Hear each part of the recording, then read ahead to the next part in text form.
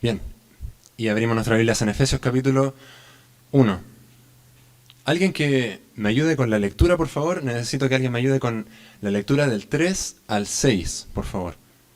Versículos 3 al 6. Pablo, por favor. Gracias, hermano.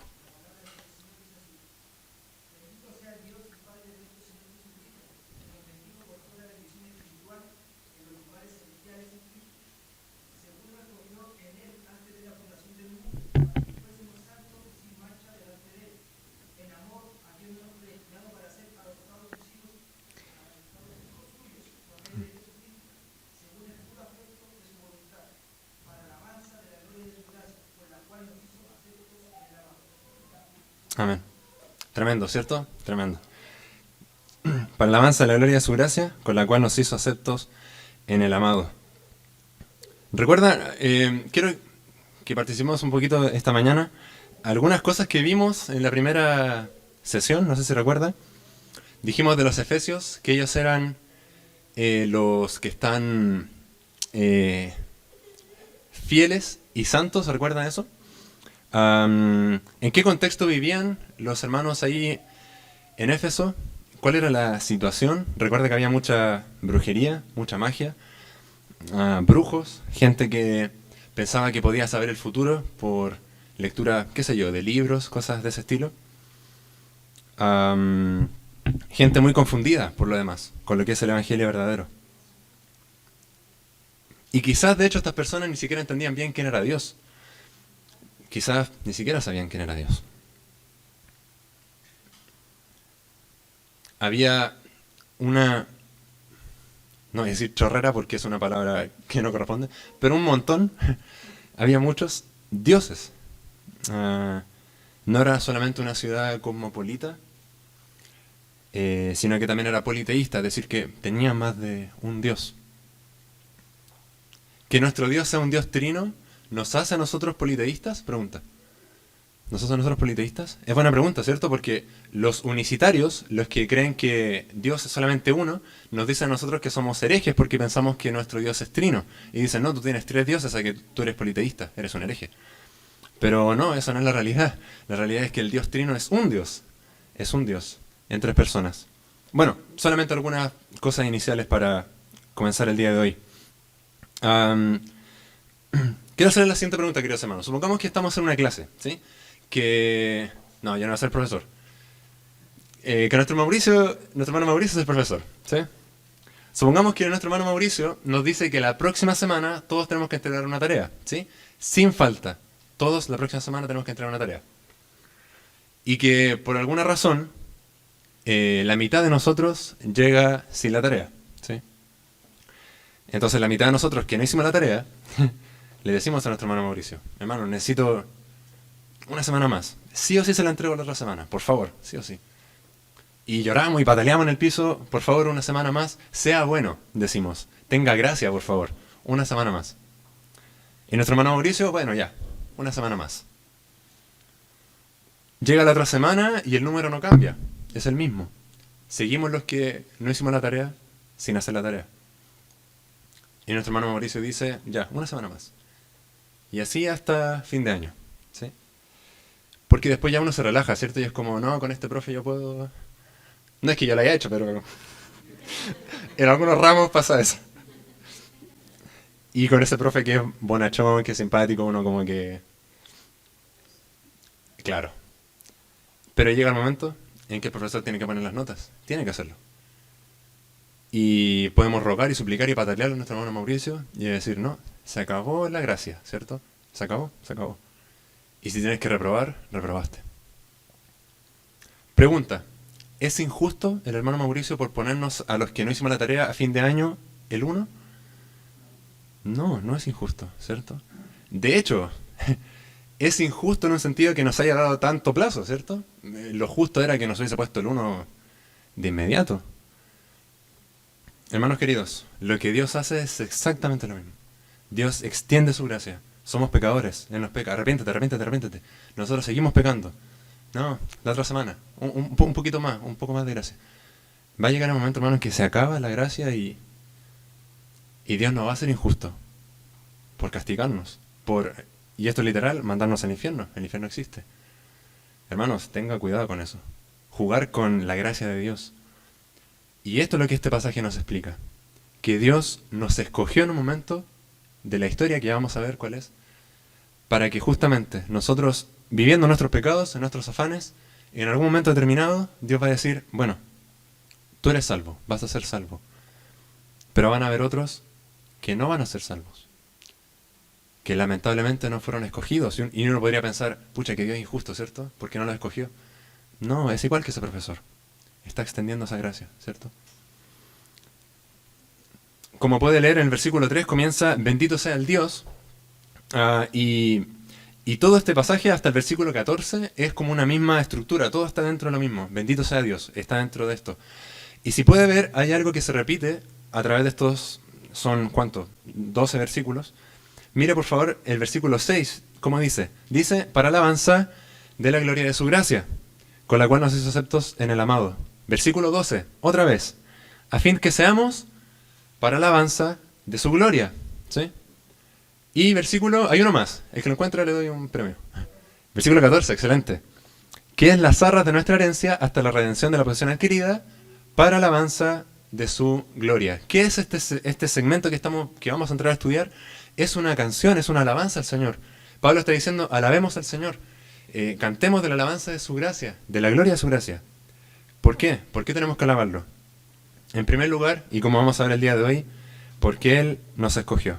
En primer lugar, porque Él nos escogió. Y vamos a ver que Pablo da muchas razones por las cuales debemos alabar al Señor.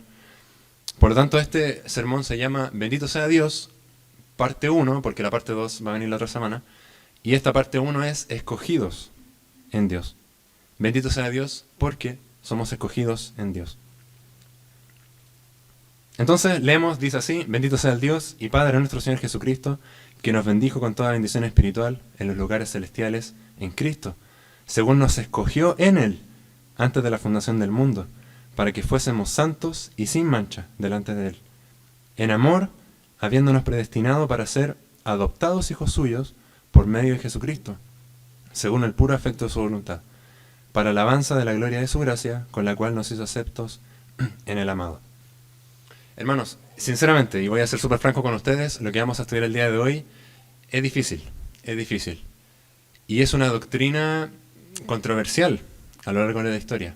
Y esto no es algo que se viene discutiendo ahora, los últimos siglos, no, hermanos. Esto, Agustín de Hipona, primeros siglos de la historia, estaba ya con Pelagio discutían esto acerca de la elección divina. Fue uno de los grandes temas de la Reforma también, el tema de la elección. Y quizás voy a decir cosas un poquito impopulares el día de hoy, voy a decirlas. Usted me puede tachar de lo que quiera. Yo voy a exponer lo que veo en la Biblia, lo que puedo sacar de ella. Y lo que no le sirva, bueno, deséchelo, pero voy a exponer lo que veo en la Biblia.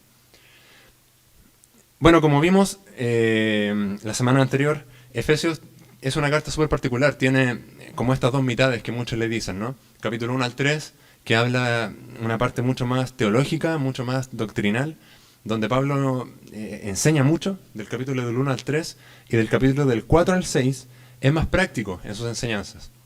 Cómo se deben relacionar los padres con sus hijos, los esposos con sus esposas, los empleados con sus trabajadores, con sus jefes, etc. Y en esta primera parte, lo primero que nos plantea en la entrada de su carta es que Cristo, Dios, nos escogió. Dios nos escogió para ser salvos. Y uno podría pensar, pucha, doctrina de la elección, la predestinación, que otros le llaman también, como que uno piensa que es como para los seminarios teológicos, ¿no? Como que es algo que se tiene que estudiar en seminarios, leerlo en libros de teología, no lo sé. Pero Pablo no lo esconde esto, no lo pone al final de la carta. No lo pone como algo, uy, esto es como la cereza del pastel. Hermano, está al principio de la carta. Esto es algo que toda la iglesia debe saber y debe entender. Es de los rudimentos de la fe. Y más allá de cosas que podríamos discutir o disputar al respecto, alguien dijo una vez que esta es la doctrina en la que se halla más descanso para el creyente. que somos elegidos por Dios. Precioso. Comienza Pablo diciendo que debemos alabar al Señor. Bendito sea Dios y Padre de nuestro Señor Jesucristo. Entonces, pregunta, ¿cómo es eso? ¿Acaso Dios no nos bendice a nosotros? ¿Cómo nosotros podemos bendecir a Dios? Es como raro, ¿no? Porque dice que Dios nos bendijo con toda bendición espiritual. Pero ¿cómo es eso de que bendito sea Dios y Padre de nuestro Señor Jesucristo? Una vez escuché a un hermano y de hecho había una canción que dice, hoy te vengo a bendecir. Y hay un hermano que me dijo, no, esa canción no está bien. ¿Cómo nosotros vamos a bendecir a Dios? Él nos bendice a nosotros. Pero aquí Pablo está diciendo, bendito sea Dios. ¿Qué significa bendecir a alguien? ¿Deberíamos nosotros bendecir a Dios? Algunos ejemplos, por favor. Salmo 100, versículo 4. Y este lo cantamos, de hecho. Salmo 100, versículo 4.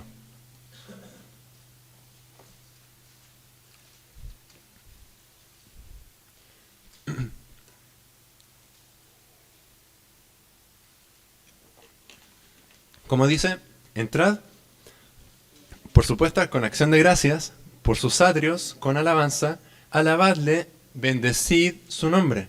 Bendecid su nombre. Interesante. Desde los Salmos ya se viene arrastrando esto, no es algo que Pablo está inventando.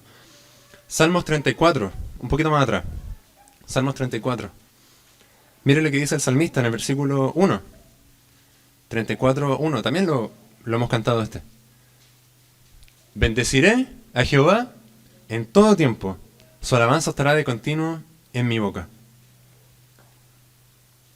Entonces, ¿cómo es esto? ¿Cómo? ¿Dios nos bendice o nosotros lo bendecimos a Él? La verdad es que bendecir a alguien tiene dos formas de decirlo. Hay dos aspectos de esta palabra. Tú puedes bendecir a alguien con algo o tú puedes bendecir a alguien con palabras. ¿Sí? ¿Está correcto decir que nosotros le diga, hermano, Dios te bendiga? Porque dice acá que Dios nos bendijo con toda bendición espiritual. El hermano ya fue bendecido. ¿Por qué le decimos Dios te bendiga? Bueno, porque se puede bendecir de más de una forma, esa es la cosa. Esa es la cosa.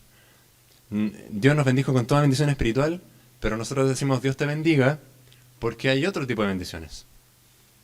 Hay bendiciones materiales, familiares, afectivas, ¿cierto? Que alguien llegue y que sea mi amigo, eso es una bendición, ¿o no? Que Dios te bendiga, no está mal decirlo, que Dios te bendiga. Es bonito, hermanos. Pero ¿por qué nosotros le diríamos a Dios, te bendigo, Dios? Es como extraño.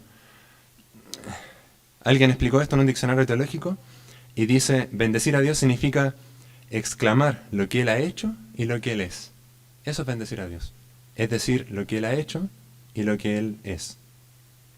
Mira el Salmo 96, nos explica un poquito esto. Salmo 96.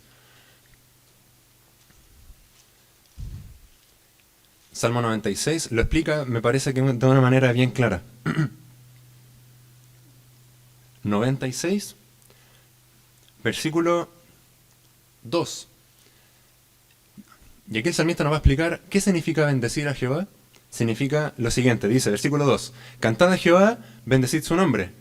Y hay un punto y coma. ¿Qué significa un punto y coma? Que viene a explicar algo que ya dijo. Y dice, anunciad de día en día su salvación. Eso es bendecir a Jehová. Versículo 3. Proclamad entre las naciones su gloria, en todos los pueblos sus maravillas. Versículo 4. Porque grande es Jehová y digno de suprema alabanza, temible sobre todos los dioses. Precioso, ¿cierto? Eso es lo que dice el salmista. ¿Cómo bendecimos entonces a Jehová? Dice lo que dijimos antes. Exclamar lo que Él ha hecho y lo que Él es. Y mira el versículo 2, dice, anunciad de día en día su salvación, en lo que Él ha hecho, ¿cierto? Versículo 3, lo mismo, la nación es su gloria, los pueblos sus maravillas. Y versículo 4, porque grande es Jehová, lo que Él es. ¿Sí? Bendecimos a Jehová, exclamamos lo que Él ha hecho y lo que Él es. Bendito sea Dios y Padre de nuestro Señor Jesucristo. Bendecir al Señor no es otra cosa, hermanos, que alabarlo, que glorificarle. Alabar al Señor es un sinónimo. Volvemos a Efesios capítulo 1.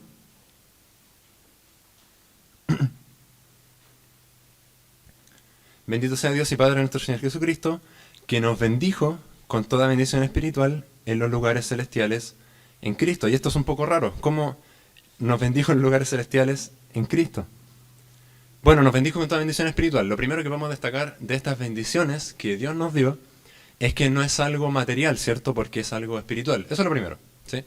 Es algo material. Luego dice, en los lugares celestiales. Es decir, es algo eterno. ¿Por qué? Porque las cosas terrenales son pasajeras. Todo lo terrenal pasa. Recuerda, el mundo pasa sus deseos, pero dice que es en los lugares celestiales. Es decir, las bendiciones de Dios son espirituales, no son materiales, no es algo que se acabe, son eternas y son en Cristo, son en sus méritos. ¿Por qué es bueno que las bendiciones sean espirituales, hermanos? ¿Por qué que Dios nos haya bendecido espiritualmente es lo mejor? Porque, hermanos, cuando usted recibe una bendición material, al día siguiente quiere algo mejor que eso. ¿Le pudo haber pasado? No lo sé. Yo cuando era pequeño le pedía muchas cosas a mi papá para Navidad o no sé, ese tipo de cosas. Y un día mi papá me dio lo que yo le pedí. Le pedí un PlayStation y me lo dio. PlayStation 2 en su tiempo. Ahora va como en el 5, el 6. Y me lo dio, me lo regaló. El PlayStation 2. Yo era el niño más feliz del mundo. Pero ¿qué pasó? Si no me equivoco, como en 2 años más, salió el 3. Y yo olvidé el 2 y lo dejé tirado porque yo quería el 3. Por eso son preciosas las bendiciones espirituales. Porque no hay nada mejor que eso. No viene alguna actualización de eso. No es que venga algo mejor. Lo que Dios nos ofrece es para siempre, es eterno. Y Santiago dice algo parecido, ¿no? Que todo don perfecto viene de lo alto, del Padre de las Luces. Santiago 1:17 por ahí. Que todo don perfecto viene de nuestro Padre Celestial. En otras palabras, queridos hermanos, las bendiciones en Cristo son eternas, son mejor que cualquier cosa acá en la tierra, y son en Cristo, es decir, son gracias a Él, a lo que Él hizo. Entonces termina Pablo esa alabanza diciendo toda la bendición en lugares celestiales en Cristo. Y vamos a entrar entonces al tema de hoy. Versículo 4 dice así: según nos escogió en Él, antes de la fundación del mundo, para que fuésemos santos y sin mancha delante de Él. ¿Qué significa que Dios nos escogió, hermanos? Y mire el versículo 5, dice: en amor habiéndonos predestinado para ser adoptados hijos suyos por medio de Jesucristo. ¿Que Dios nos haya predestinado es lo mismo que nos haya escogido? Es buena pregunta.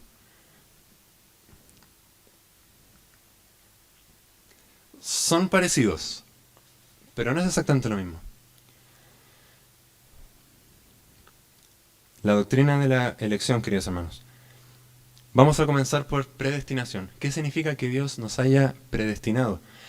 Predestinar algo literalmente significa que yo veo algo antes de que suceda, pero no solamente me anticipo a eso, no solamente veo que esto va a ocurrir, sino que también firmo que esto va a pasar. Es como que yo lo decreto, ¿sí? Yo decreto que tal equipo va a ganar el campeonato de fútbol. Ya, y lo decreto y lo firmo. Y no solamente lo decreto, sino que así pasa, ¿sí? Eso es predestinar algo, ¿sí? Por eso nosotros no podemos predestinar cosas, porque no sabemos el futuro. Y Dios sí puede. De hecho, la palabra se compone de pre, que es algo previo, ¿cierto? Algo que se prevé, predestinación, y destinación de destino. Es decir, que Dios ve antes nuestro destino. Ese es el punto. Y no solamente eso, sino que Él dice, bueno, este es el destino de estas personas, ¿sí?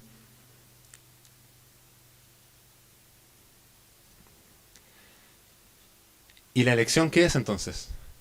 Si Dios en la predestinación Él define nuestro destino, ¿en la elección qué hace? Bueno, la elección básicamente siempre es en relación a la salvación, ¿sí? Esto es muy importante, hermanos, y aquí está la diferencia. Predestinación en la Biblia es más amplio, ¿sí? Puede ser un destino de una persona para salvación o para muerte, no lo sabemos, ¿sí? Depende del contexto. Pero cuando se habla de elección, siempre es algo de salvación, siempre es positivo, ¿sí? Siempre hay gente que Dios escogió para él, ¿sí? Una definición de John Frame es muy buena, muy breve, dice así: la elección es la eterna decisión de Dios de brindar salvación, ¿sí? La eterna decisión de Dios de brindar salvación. Y es muy bueno que sea una decisión eterna. Por eso dice que es antes de que Él haya creado el mundo, ¿cierto? Pero es una decisión eterna, por lo tanto también es hacia adelante, ¿sí? Es decir, Dios, y esto es precioso, piénsalo de esta forma, Dios elige todos los días salvarlo. Es precioso eso, precioso. Él no se arrepiente de haberle salvado. Y a veces, no sé, uno en pecado, si uno tiene días malos en los que peca mucho y quizás dice, Señor, no soy digno de ser llamado tu hijo, bueno, ahí está su salvación, su elección eterna. Precioso. Alguien añadió a esto y dice que la elección es el acto por el cual Dios, desde antes de la creación del universo, en su eternidad, ha escogido para sí a un pueblo o una persona individual.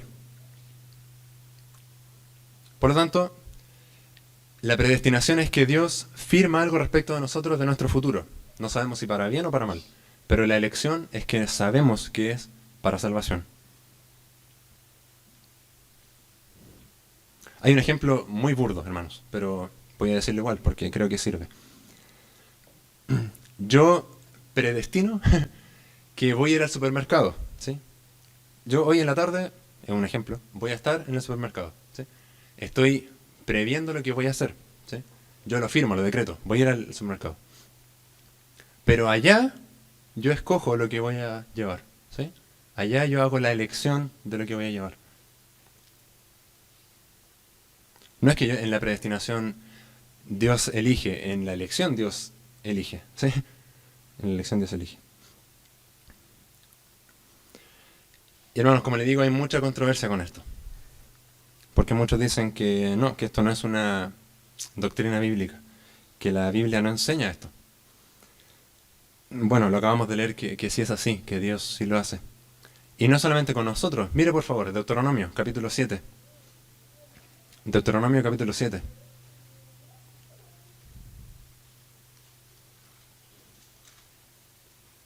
En este caso con el pueblo de Israel.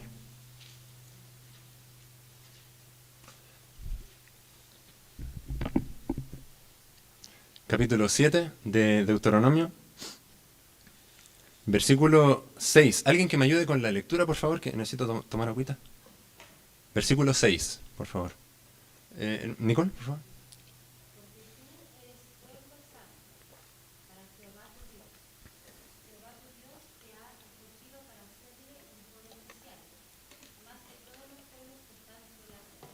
Versículo 7 también, por favor.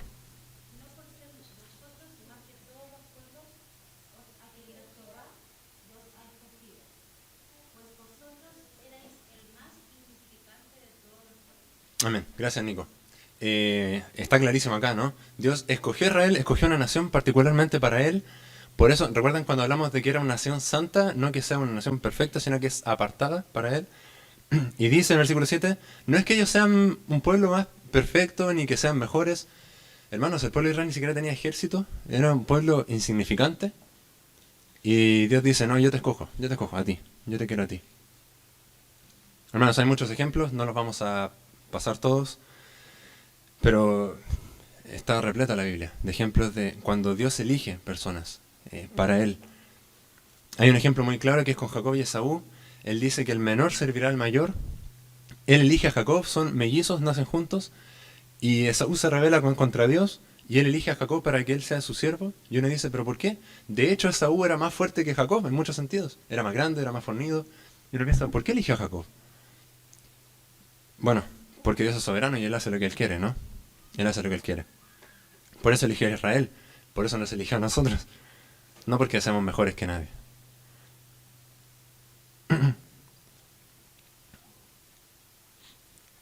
Juan Calvino definía esta doctrina como la elección incondicional. No incondicional en el sentido de que no hay condiciones como para que tú seas salvo, sino que incondicional para Dios, en el sentido de que Él nada le influencia para decidir escoger a alguien, ¿sí? Para salvar a alguien.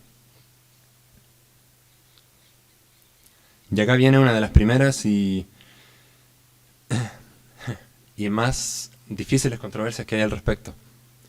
Si Dios escoge a algunas personas para que sean salvas y para llevarlas con Él, como vimos con Israel, ¿cierto?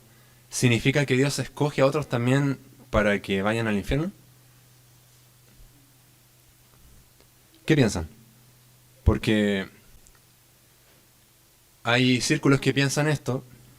Hermanos, es una doctrina muy popular. Se llama la doble predestinación. O también es conocida como la doctrina de la reprobación, ¿sí? Es decir, Dios escoge a unos y Dios reprueba a otros, ¿sí?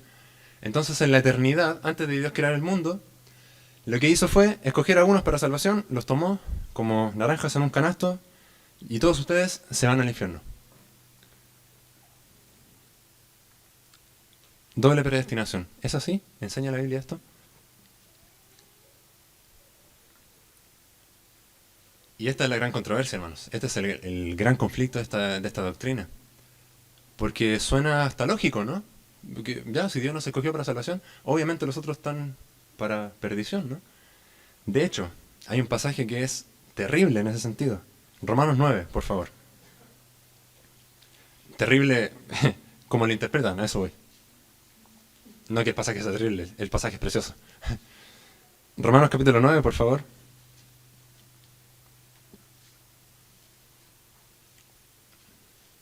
Y necesito hablar de esto para explicar esta doctrina.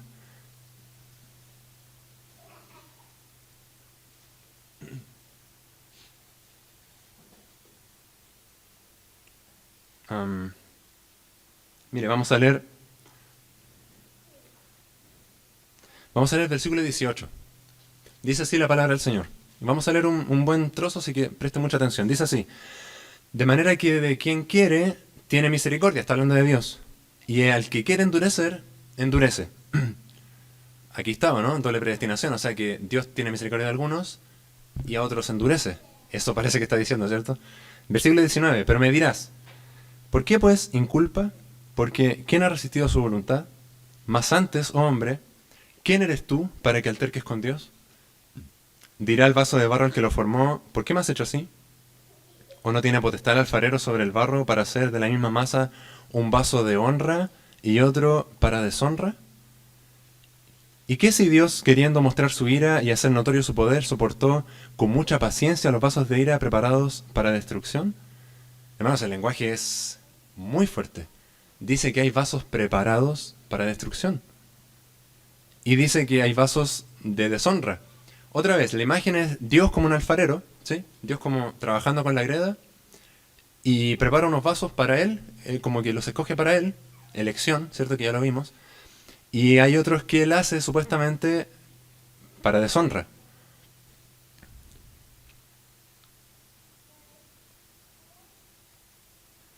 Hay una trampa en esto, que nunca dice que Dios los preparó para destrucción. No dice eso. Dice que están preparados para destrucción. Dios no los preparó para destrucción. De hecho, si lo pensamos de manera teológica, si juntamos todo lo que la Biblia nos enseña, ¿quién de nosotros es un vaso de gloria? Todos somos vasos de destrucción, ¿no?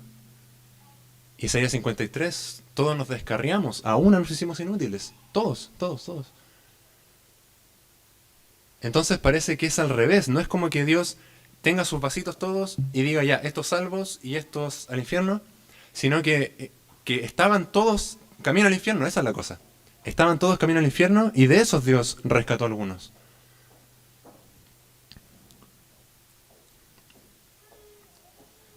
¿Por qué? Porque creo, y lo que enseña la Iglesia, creemos también, que esto no es una doctrina correcta, hermanos. Porque la doble predestinación no es una doctrina bíblica. Por favor, Mateo 25. Me acompaña a Mateo 25. Mateo capítulo 25.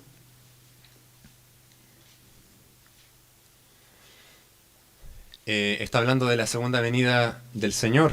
Jesús está enseñando en el versículo 31 y dice lo siguiente en el versículo 31. Preste mucha atención, por favor. Dice: cuando el Hijo del Hombre venga en su gloria y todos los santos ángeles con él, entonces se sentará en su trono de gloria y serán reunidas delante de él todas las naciones y apartará los unos a los otros, como aparta el pastor las ovejas de los cabritos. Versículo 34. Entonces el rey dirá a los de su derecha: venid benditos de mi Padre, heredad el reino preparado para vosotros desde la fundación del mundo. Muy importante, viene Cristo, se sienta en su trono, habla con unos, les dice: vengan benditos de mi Padre al lugar que está preparado para vosotros. Recuerde eso, está preparado para vosotros, ¿sí? Los elegidos. Muy importante. Y ahora veamos el otro grupo, versículo 41, mire. Versículo 41. Entonces dirá también a los de la izquierda: apartados de mí, malditos, al fuego eterno, preparado para el diablo y sus ángeles. Comparemos. La heredad de Dios, el trono de Dios, estaba preparado para los elegidos. Pero el infierno, ¿para quién está preparado? Para el diablo y sus ángeles. El infierno no está preparado para personas originalmente, ¿sí? Entonces Dios, cuando escogió salvar personas, no podemos decir que escogió personas para el infierno, porque el infierno no estaba preparado para ellos. ¿Se entiende? No era para ellos. Romanos 2, otro pasaje más. Romanos 2.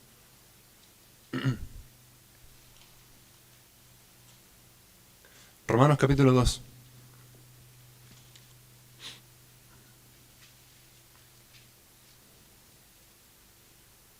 Está hablando de un hombre que se cree moralmente correcto, ¿sí? Y Pablo está hablándole a él. En versículo 4 le dice: o menosprecias las riquezas de su benignidad, paciencia y longanimidad, ignorando que su benignidad te guía al arrepentimiento. Por tu dureza y por tu corazón no arrepentido, atesoras para ti mismo, ¿qué cosa? Ira. Ira para el día de la ira y de la revelación del justo juicio de Dios. Pablo no está diciendo: no, porque tú rechazaste la gracia de Dios, tú estás preparado para el lago de fuego. No, por tu propia dureza de tu corazón. Tú estás como aguardando y estás aumentando ira de Dios sobre ti. Tremendo, tremendo. Alguien dijo: cuando Dios elige personas para salvación, decreta que serán salvas independientemente de sus obras, pero cuando Dios reprueba a alguien, Él decreta que serán castigados a causa de sus obras. Hermanos, se resume en esto. La salvación no es por obras, es por gracia. Somos salvos por gracia. Pero la perdición eterna sí es por obras. Tú te pierdes por las obras que tú haces. No porque Dios te haya destinado de la eternidad que tú estás destinado a morir. No. Por tu dureza, dice. Por tu dureza. Tú acumulas ira. De manera que Dios no hace esta doble predestinación. Dios escoge para salvación a los suyos, Dios llama a los suyos y ignora. Ese es el concepto teológico. Dios pasa por alto a los infieles, los ignora.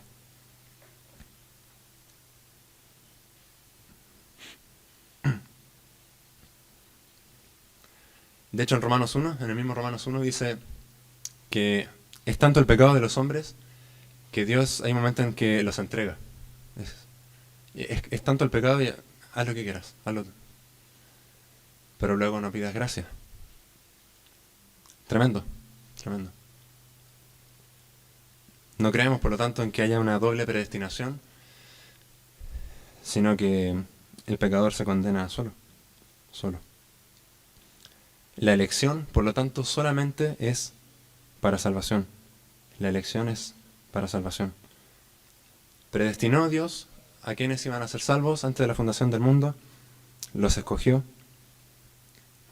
Y luego dice en el versículo 4, según nos escogió en Él, antes de la fundación del mundo, para que fuésemos santos y sin mancha delante de Él. Y acá, otra vez, En el versículo 4 de Efesios 1 tenemos el primer punto. Esta elección que Dios hace. Dios nos escogió. Esta elección que Él hace por nosotros tiene, en primer lugar, tiene un agente. Tiene una fuente, un agente que ejerce esta elección. Y este agente es Dios. Nos escogió en Él. Él escogió. El libro de Jonás, ¿qué nos enseña? Que la salvación es del Señor. Habacuc repite lo mismo, Romanos dice lo mismo, la salvación es de Él viene. Ahora les hago una pregunta un poquito capciosa. ¿Quién de la Trinidad elige? ¿Dios Padre, Dios Hijo o Dios Espíritu? ¿Quién cree? ¿Ya? ¿El Padre? Sí. Sí, creo que sí. Creo que Dios el Padre elige a quienes van a ser salvos. Pero mira, hay un pasaje interesante. Juan capítulo 15, por favor. Perdón que les haga ir tanto en sus Biblias, pero era importante ver varios pasajes hoy día.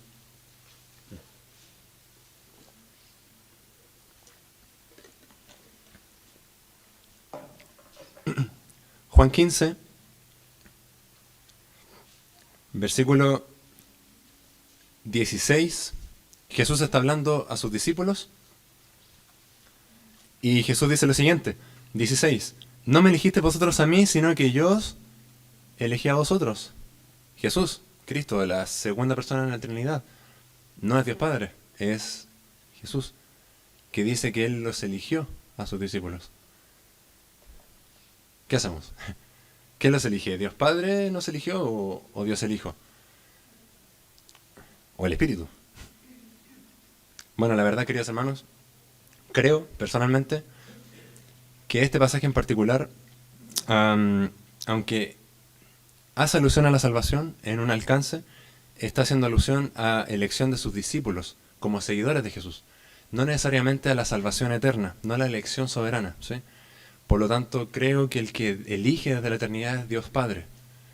En este pasaje lo que está haciendo Jesús es decirle a sus discípulos que Él los escogió a ellos en ese momento, ¿sí? No a la elección eterna. Solamente para que no hayan dudas. Dios Padre elige.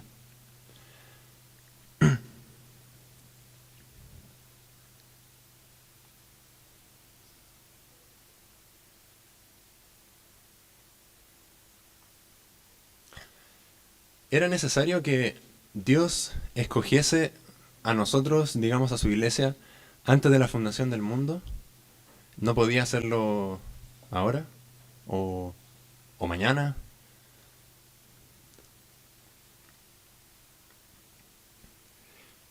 Sí era necesario, porque de esa forma es imparcial en un sentido. Pero no solo por eso, sino que también Dios con eso demuestra que Él es poderoso para salvar. Porque si Él quisiese salvar a personas, si Él quisiese escogernos ahora y decir, bueno, ahora tú vas a ser salvo, tú vas a ser salvo, ¿cómo vamos a ver reflejado eso? ¿Cómo lo vamos a ver? La verdad es que Él lo hizo antes de la fundación del mundo para mostrar que Él es soberano en su creación. Y en Filipenses nos dice que la obra que Él comenzó la perfeccionará hasta el día de Jesucristo. Es decir, no solamente Él nos escogió antes de la fundación del mundo, sino que esto Él lo sigue haciendo, como decía anteriormente, hasta que Cristo vuelva. En otras palabras, hermanos, la salvación no se pierde. La salvación no se pierde. ¿Por qué? Porque no es algo que nosotros hacemos. No. La obra que Él comenzó, Él la perfeccionará. Y Dios no es hombre para que mienta, dice Levítico. Por lo tanto, lo que Él comienza, Él lo termina. Por eso la salvación no se pierde. Y por eso usted puede estar tranquilo y como decía al principio, la elección es una doctrina en la que podemos descansar porque es algo que Dios hace y no algo que nosotros hacemos. Y con todo el cariño que le tengo a hermanos que pertenecen a las asambleas de Dios, a los grupos pentecostales, ellos sí piensan que la salvación se pierde, pero eso, si usted los ve, eso genera en ellos mucho miedo, mucho miedo. Tengo un amigo y él me dice, no, tengo que ir tal día a servir a la iglesia porque si no voy a perder la salvación. Y yo digo, hermano, no, hermano. Lo que Dios comenzó, Él lo va a perfeccionar, Él lo hace. Él lo hace. No tienes que tener miedo. Y tienen como escalas de pecados, ¿no? Y es como, no, pero es que cometí un pecado de este tipo, como fornicación y adulterio, para ellos son como los más graves. Entonces, no, con esto perdí la salvación. Hermano, ninguna condenación es para los que están en Cristo Jesús. No hay condenación. Tranquilo. Por lo tanto, esta elección que Dios hace, en primer lugar hay un agente que es Dios, hay un momento que es antes de la fundación del mundo, Él lo hace antes de la fundación del mundo. Y en tercer lugar hay una motivación. ¿Por qué nos escogió Dios, hermano? ¿Por qué lo hizo? ¿Qué quería lograr? ¿Por qué creó todo el mundo? ¿Por qué? ¿Se ha preguntado eso? ¿Qué necesidad había si Dios vivía tranquilo en su eternidad, solo? ¿Qué necesidad había de crearnos a nosotros y que ahora haya tanto sufrimiento en el mundo? Volvamos a Efesios. Efesios capítulo 1, versículo 5. Vimos el agente de la salvación, que es Dios, el momento de la salvación, que es antes de la fundación del mundo, y hasta siempre, eterna, salvación eterna. Y en tercer lugar vemos la motivación, entre comillas, de Dios al salvarnos. Versículo 5. En amor, habiéndonos predestinado para ser hijos suyos, perdón, adoptados hijos suyos por medio de Jesucristo, según el puro afecto de su voluntad. Algunos piensan de la siguiente forma. Algunos creen que Dios en la eternidad, antes de crear el mundo, Dios vio lo que iba a ser el mundo en adelante y Él vio a la humanidad y nos vio a nosotros y dijo, ya, voy a salvar a Sara Martínez porque ella tiene mucha fe, ella es una mujer buena, ya, la voy a salvar. Ella la escojo para mí. Ya, él también porque, no sé, porque es bonito, ya. Y eso es lo que algunos, y esto es súper importante, algunos piensan que la elección de Dios es por la presencia de Dios, porque el conocimiento anticipado de Dios de cómo van a ser las cosas. Y algunos se excusan con esto diciendo, no, Dios me salvó porque yo soy mejor persona, ¿cierto?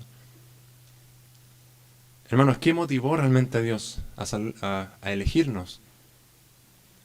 No creo que haya sido la presencia. No creo que haya sido el hecho de que Dios vio y dijo, no, esta persona es más salvable, es más buena que las demás, así que la escojo. ¿Qué dice el versículo 5? Según el puro afecto de su voluntad. Hermanos, grábeselo en su cabeza. Según el puro afecto de su voluntad. No fue porque Dios miró al futuro y dijo, pucha, Benjamín Trujén toca bien la guitarra y es bonito y... y es guapo y... No. Y lo voy a salvar por eso. No, hermanos. Según el puro afecto de su voluntad. ¿Qué significa el puro afecto de su voluntad? En otras palabras, porque a Él le plació. Porque así Él lo quiso. Así Él lo quiso. Nada le motivó a decir, no, él tengo que salvarlo.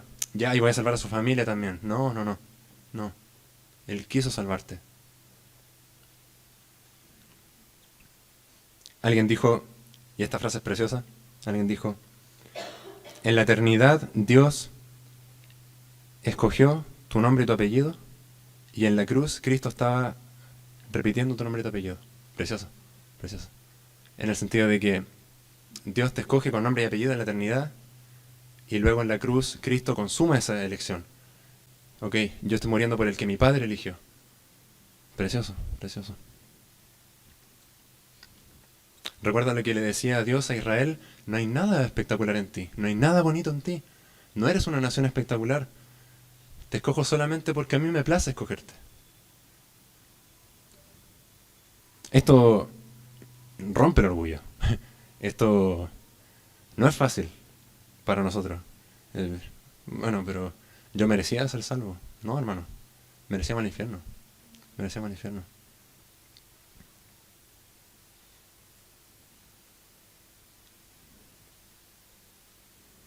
Según el puro afecto de su voluntad. Primera Timoteo, por favor.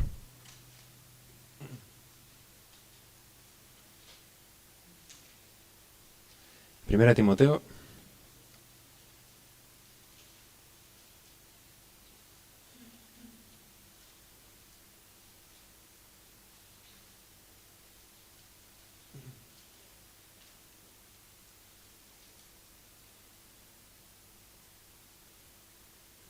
capítulo 1. Es un versículo que a mí me quebranta. Capítulo 1, versículo... Perdón, es segunda Timoteo, me equivoqué. Segunda Timoteo, capítulo 1, versículo 9. Segunda Timoteo 1, 9. Hablando de Cristo, dice que nos salvó y llamó con llamamiento santo, no conforme a nuestras obras, sino según el propósito suyo y la gracia que nos fue dada en Cristo Jesús antes de los tiempos de los siglos. En otras palabras, antes de la fundación del mundo. Por eso, así nos salvó Cristo. No conforme a nuestras obras, no porque hacíamos cosas bonitas, no porque hicimos obras sociales o porque salvamos a los perritos de la calle. Dios no te salvó por eso. Dios te salvó por pura gracia, por pura misericordia. Y hermanos, ¿por qué es tan importante recalcar esto? Imagínense el siguiente cuadro, es absurdo, no va a pasar así, pero imagínenselo así, como si fuese de esta forma. Ok, Dios me escogió porque yo soy una buena persona, digámoslo así, ¿sí? Entonces yo llego al cielo y me encuentro, no sé, con una abuelita que no hizo nada en su vida, digamos, nada bueno, fue pecadora toda su vida, hizo lo que ella quiso, y en el último segundo de su vida creyó en el Evangelio, ¿sí? Y dijo, ok, me entrego. Oye, Dios, dame un mejor lugar acá en el cielo, ¿o no? Me lo merezco, po. Si yo fui salvo por las cosas que yo hice un montón de cosas buenas, ¿o no? ¿Merezco un mejor lugar que esa señora, o no? Por eso somos salvos por gracia. Porque ante Dios somos todos iguales. Y por eso no es en nuestros méritos, es en los méritos de Cristo. En sus méritos, Él nos salvó. Por lo tanto, la motivación de Dios al elegirnos solamente fue el puro afecto de su voluntad. El puro afecto de su voluntad. Algunos teólogos le llaman a esto la gracia soberana, ¿sí? Es decir, lo que leímos delante. Dios aplica misericordia con el que Él quiere. Solamente con el que Él quiere. Y Señor, ¿y por qué no el otro? Así es lo que hizo.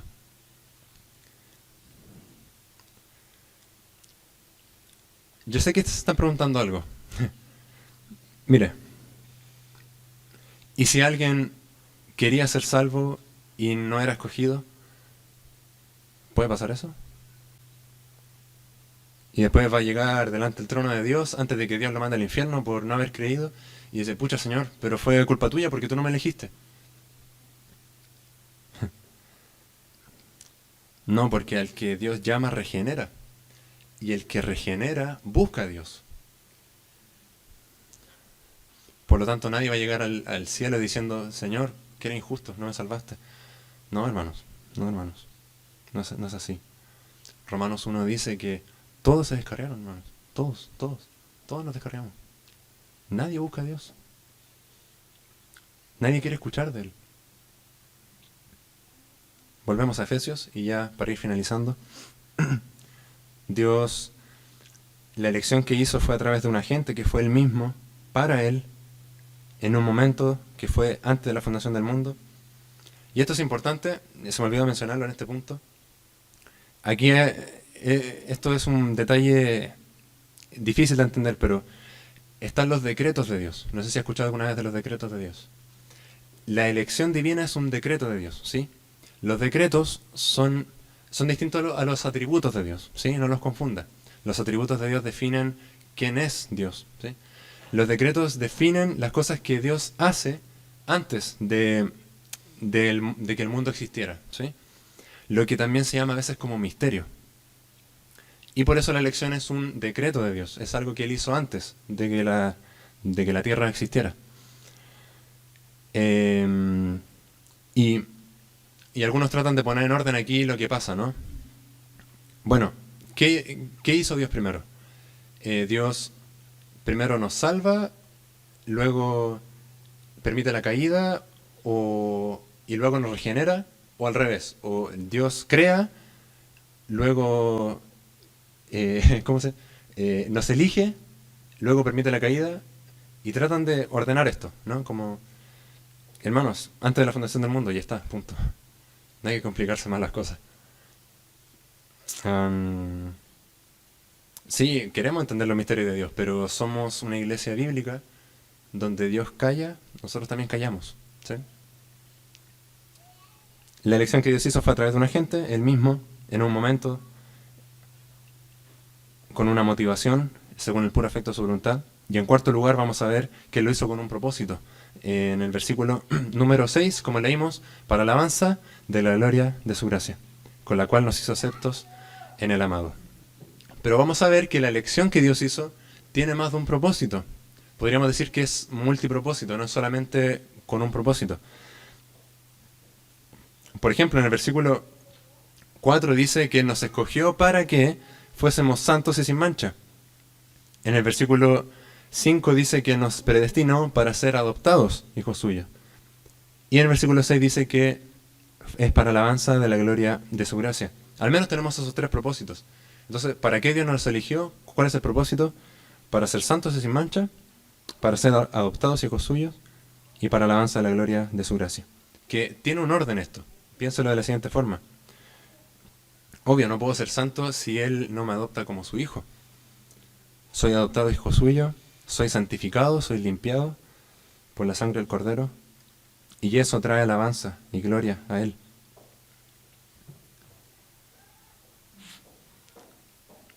Para finalizar, estaba pensando en dos conclusiones.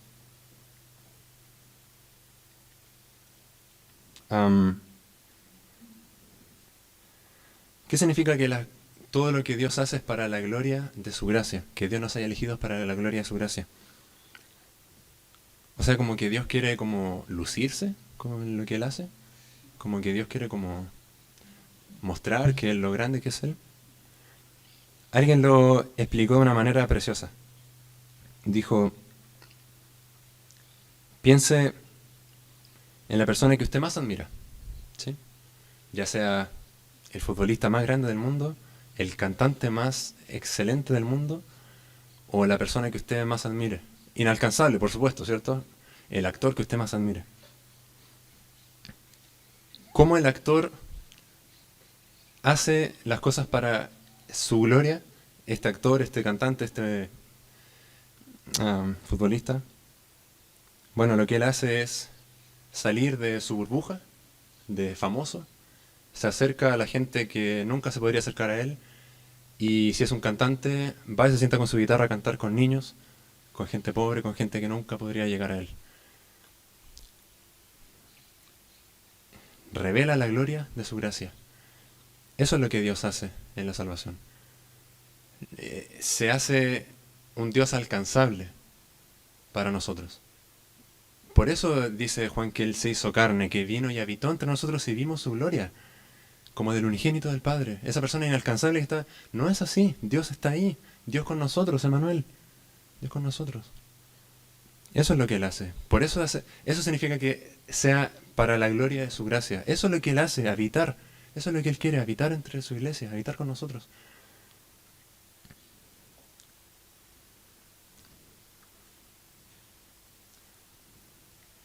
Para finalizar, ¿sabe usted cuál era Hay una especie de encuesta, o bueno, en realidad un estudio que se hizo.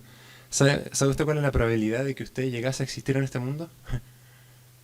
¿Se lo ha preguntado alguna vez? ¿Cuál es la probabilidad de que yo llegara a nacer aquí? Bueno, algunos números, mire. Primero, la probabilidad de que sus padres, antes de engendrarlo a usted, no murieran, era de 1 en 40 millones de probabilidades de que ellos no murieran. La probabilidad de que sus padres se conocieran era 1 en, no sé cuál es este número, 4 con 12 ceros. Y la probabilidad de que ellos se conocieran y que usted naciera, entre miles de opciones para que usted naciera, era prácticamente 0. 0, 0, 0, 0. No le digo el número porque no puedo decirlo. La probabilidad es casi irrisoria. Es como si hubiesen un montón de pelotas aquí, pequeñitas, como ganarse la lotería y yo sacar una y justo esa es la... Hermanos, es casi ridículo, ¿cierto? Esa es la probabilidad de que usted naciera.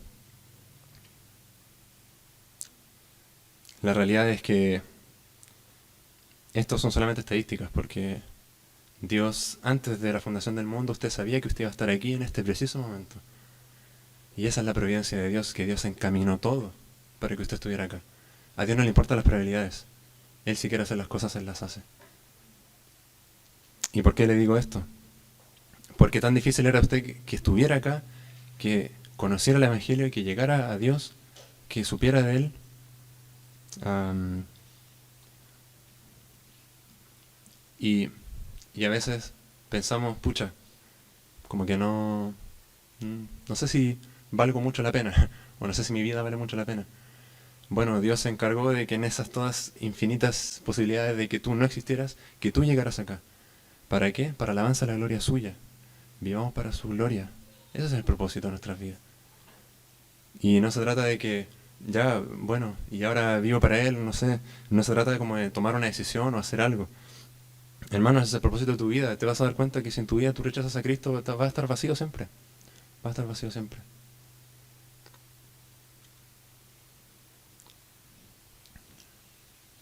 Vamos a orar.